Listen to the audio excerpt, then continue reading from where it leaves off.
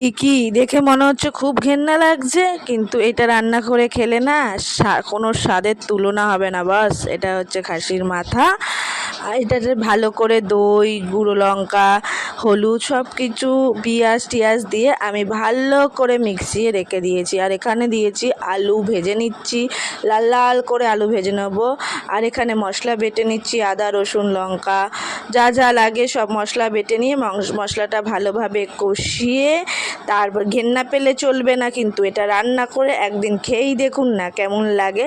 আর হ্যাঁ, আমি কিন্তু ফুল ভিডিওটা এখানে দেবো না, না না, আমার পুরো ব্লগটা দেখতে হলে দেখে আসো, ওখানে পুরো রেসিপিটা পেয়ে যাবে।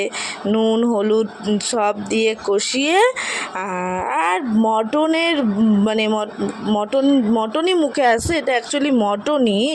একবার দেখুন পিঙ্ক পিঙ্ক ভাব, আর তারপরে লাল লাল কষা কষা ঝোল।